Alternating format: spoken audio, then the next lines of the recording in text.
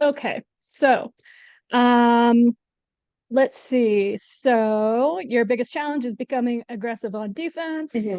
Hmm. Okay, great. So let's see. All right, so you'll typically be in a position to make a play for the disc, but then sometimes you don't actually make the play if people are. Right. It's like a fear of injury almost for a lot of it.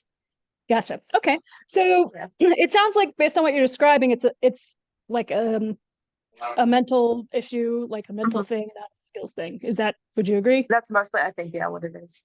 Okay, great. All right. So one of the tools that I use with clients when like it's like there's certain mental things that are basically inhibiting the skills that you Mhm. have. One of the tools that we use is something we call thought work.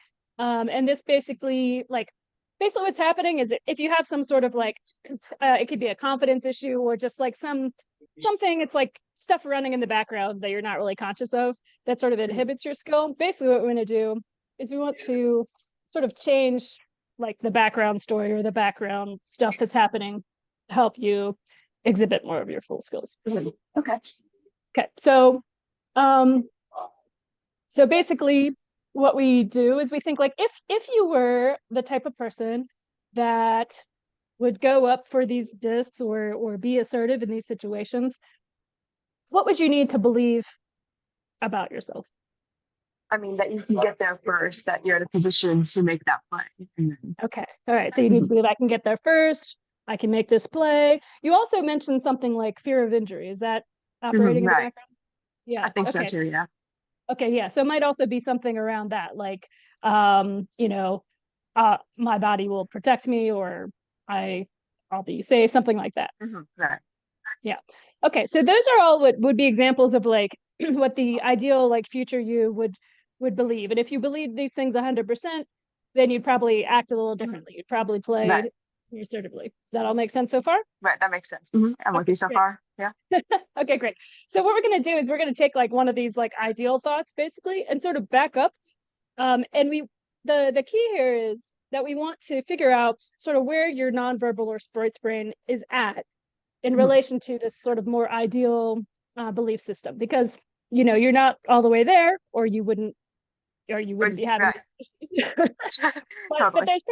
there's probably something in there. So that's what we're gonna do. So let's see. I think the things we came up with were let's see, what do we come up with? Oh, I can get there first. Um, my body can keep me safe. Mhm. There might have been one other one. I forget what we said. But do either of those two Those are sound the like two main things. okay, great. Yeah. So which one do you want to maybe try to work with? Which one do you think is more important?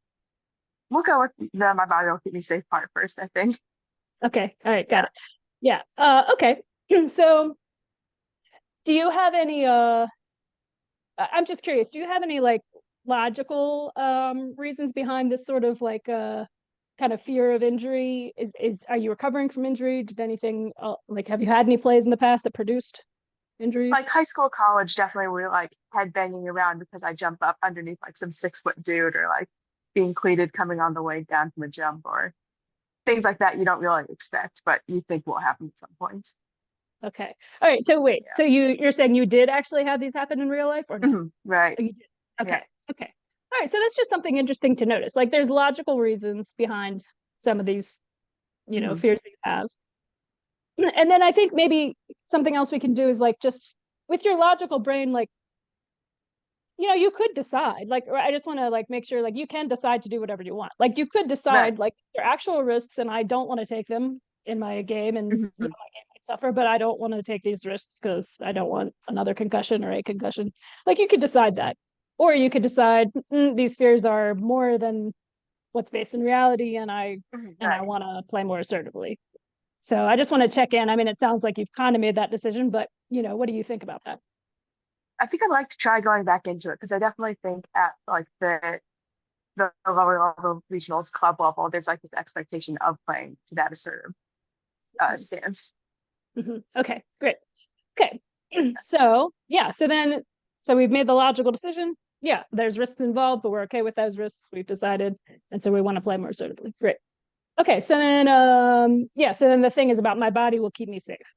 So if you say that Right. to yourself now, what we want to check in is, how does that feel? Like, is that something that feels true to you now, or is it something that does not feel true? If you say to yourself, my body will I think keep me that's safe. mostly true now. Feels mostly true. Okay. Yeah. Okay. Does it generate any other kind of feelings? I mean, obviously, there's the sense of wanting to make sure you're not like running into somebody else, so there's no chance of somebody not seeing where you are and running into you, or like full throttle, like sprinting into you or something like that. Okay. So there's kind of like, that's kind of Yeah. what comes up with you, these images of like these other things that That's may have kind of like happened. a background thought I'll have of like the spatial Right. awareness to do these things. Yeah. Oh, okay. So wait, what was that? I have the spatial awareness to do these things. It's like a background thought of being able to be that assertive, but also have the spatial awareness not to have my play Mm, almost not necessarily interrupt, but run concurrently to somebody else's. And we're mhm. not on the same wavelength of where the space is for that. Gotcha. Okay, yeah. Well, I think that's an interesting kind of thing to know, because it looks like, I mean, it sounds like possibly something else that might be helpful is to remind yourself of this. Like, I have the spatial awareness to make these Right. plays. If you say that to yourself, I have the spatial awareness to make these plays, does that feel true, or how does that feel? It does. Yeah. Okay, great. Does that generate any other kind of feelings like confidence, hopefulness, curiosity? I mean, it's helpful to have that reminder when I think that. I don't really Okay. think there's any other feelings that come up. Okay. All right. Yeah, I mean, helpful is fine. Okay. So so maybe like that statement, like, I have the spatial awareness to make these plays, that would be an example of a potential like thought work statement. And then Mhm. what we would do with that is basically you would just write that down every day. And most people do it in the morning. And all Mhm. it is it's just kind of like a reminder of things you already believe. So your sports brain isn't going to argue with you on this. It already believes it. That's why we check in, does it feel true? Because we Mhm. don't want to put just like positive things in there that your brain's going to argue with in the background. So this is something you Right. won't argue with, just something that's going to pull you more in the direction that you want to go. I have the spatial what was it, spatial awareness to make these plays. Mhm. Okay, does that make sense? That makes sense. Yeah. Okay, yeah. All right, do you want to write that down or make a note of that before you forget? It's just like basically journaling every day of like almost like affirmations, it sounds like is what you Well, recommend people do. yeah, but and it's Yeah. specifically this one sentence. So I have the spatial Yeah. awareness. Okay. And then the other one might be something like, oh yeah, so the other one we were working with is, my body will keep me safe. Mhm.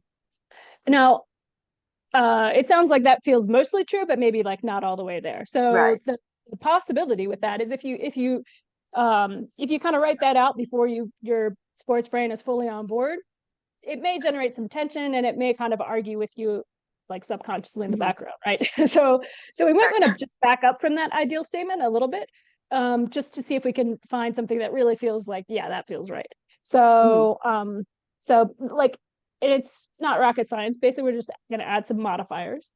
So something like, you know, uh, my I'll give you two options. One would be, it's possible that my body can keep me safe. Mhm. Another one would be, my body usually keeps me safe. I'd probably go with the second one because of the framing of it. Okay. Okay. Okay. Yeah. Great. And yeah, and for each individual, it's different. So some might Right, find one totally. more helpful, one more true. Right. So that's why we're checking with you and your how it feels. Okay, great. So then your second statement is, my body usually keeps me safe. Mhm. Okay, Okay. great. Yeah. So then you have got two sentences. All you're going to do is write those down every morning, and you're going to kind of see, what, if any, effects it might have. Mhm. Sounds good. Okay. All right. Any questions about the process, or? No, I think that mostly makes sense. It's kind of like you're retraining your brain to think those things. So Exactly. you'll get more Exactly. comfortable with the ideas. Yep. Awesome. Okay, great. Okay, excellent. Thanks for bringing this example. Super helpful. It might be helpful to some others. So I'll stop the recording there.